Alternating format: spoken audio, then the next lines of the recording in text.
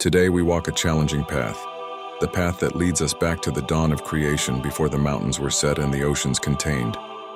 We must confront the very origin of darkness, the dramatic, painful, and terrifying fall of the celestial beings known as the fallen angels. These beings were not inherently wicked. They were the apex of creation outside of humanity, crafted as glorious spirits, the elite guard of the divine throne. The book of Ezekiel speaks of one, the anointed cherub, beautiful and perfect in all his ways, until iniquity was found in him. This figure, often named Lucifer, the morning star, a title denoting stunning brightness, allowed a single corrosive thought to take root: pride. This pride metastasized into outright rebellion. He looked at the glory surrounding him and decided he deserved it for himself. His declaration, immortalized in Isaiah 14, was a five-fold cry of ambition. I will ascend to heaven. I will raise my throne above the stars of God. I will sit enthroned on the Mount of Assembly. I will make myself like the Most High. This was the original sin in the heavenly realms. Not just disobedience, but a direct, audacious attempt to usurp sovereignty. The rebellion was not solitary. A significant portion of the heavenly host, Scripture suggests a third, were persuaded by this magnificent yet corrupt leader.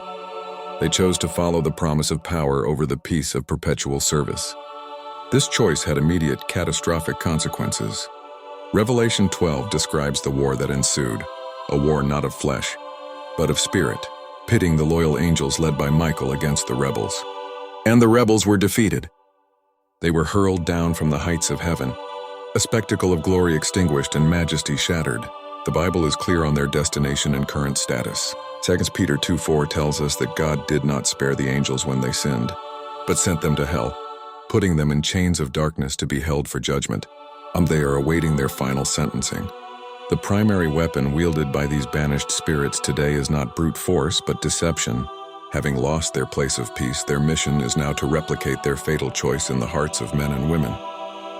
They are the invisible engineers of doubt, whispering questions that challenge the goodness and truth of God, the same tactic used to deceive the first man and woman in the garden. Their goal is not merely to tempt, but to achieve spiritual miscarriage, to prevent the divine plan for humanity from coming to fruition.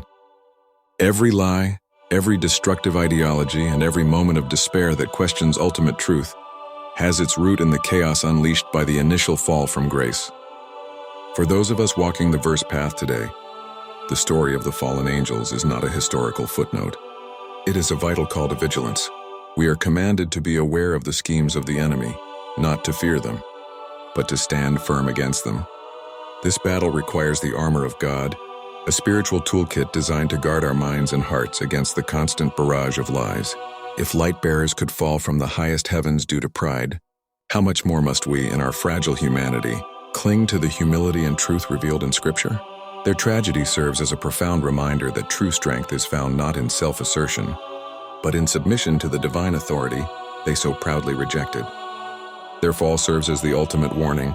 The greatest gifts, the highest positions, and the most magnificent glory can be utterly corrupted and lost the moment we allow pride to dictate our path.